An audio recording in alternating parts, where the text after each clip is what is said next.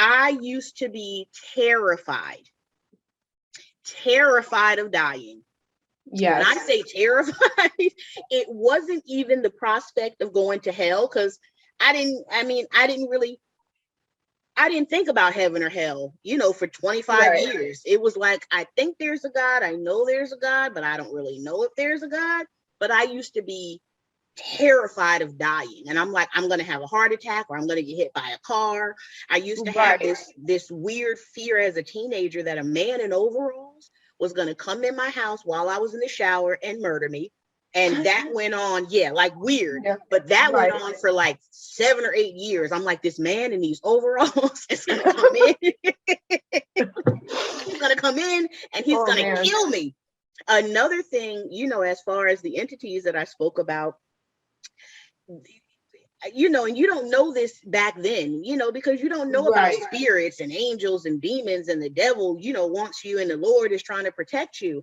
There used to be, and I mean, this happened for years. There would be a light body, a very light body being that would sit on the edge of my bed and just bounce. Now, when I say I could feel, I'm laying completely still in the bed, but at the Right. edge of the bed, it would just be like, I thought it was a little kid. I'm like, well, maybe it's my little brother, that Yeah. he would have been my older brother, but I'm like, well, maybe it's him. And Yeah. he would bounce. Another thing about when I was younger, I used to read a lot of horror books. Yeah. Me Amityville too. horror was big. I used to watch the Amityville horror movies. I used to just not even consider like watching these, Jason, Freddy Krueger, Yeah. and I wouldn't dare watch them now.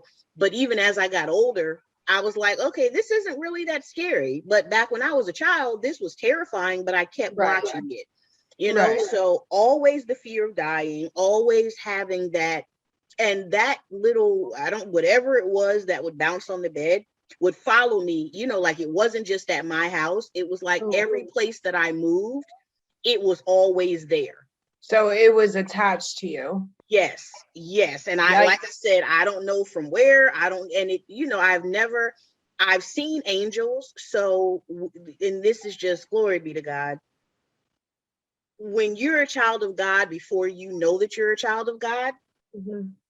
you see, I was reading the Amityville horrors, and of course that's a gateway because you're reading Yeah. about, different stuff.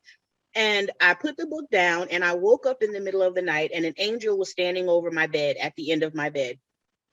And I looked, and then it just opened up its wings and just fell and disappeared. Now, I Oh, used to be wow. high a lot.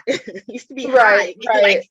so I thought I saw an alien, like, and I need to call my girlfriend because I'm like, she has a memory out of this world. And I want to Right. call her and say, do you remember that night that we were at the IBM parking lot getting high?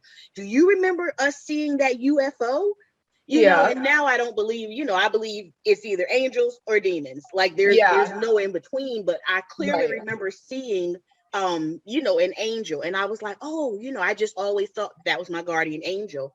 I also had an encounter where I was at my sister's house as a teenager and I was asleep, and this lady walked into the room, and I mean, she had a Holly Berry haircut. She had on like an orange shirt.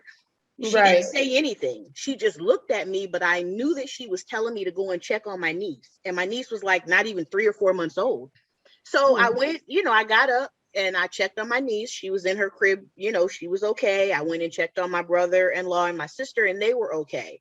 But these are instances that stick out in my mind because I'm like, I've seen things and have had interactions, with beings Oh that yeah. probably aren't from this world. I just got You know, chills, girl. girl, so always It's so real. terrified of dying, like, and what's funny, sis? Being terrified of dying is different than being terrified of going to hell. Yeah. And for me, it was never a thought of, if I die in my sins like this, I'm going to hell. Like that, it was just, I just didn't want to die because I felt like, Right. my life it was okay. I mean, I had jobs, I had friends, I had men, but I just didn't want to die, Right. So when I was like, late 20s, I was getting high a lot. I mean, I had been getting high. There was never a day that went by, even when I didn't have money. Right.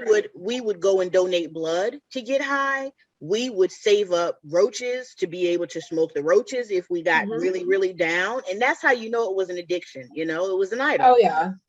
True idol. So I had You would do stopped. anything.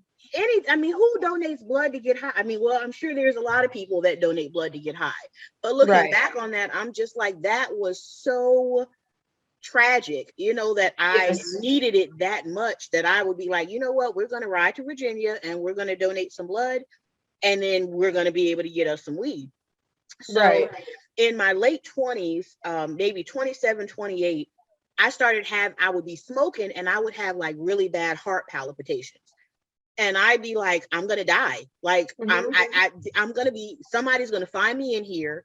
Or if my house doesn't burn down from the blunt that drops once I pass out and die, they're going to find me in here with all of this weed and I'm going to die. So I cold turkey stopped smoking. I was like, yeah, I'm done. This isn't working for me. So I got into a relationship, stayed in that relationship for about 7 years, very toxic, very, very toxic. Ended up getting out of that relationship in 2015. Yeah, 2015. And then I tell people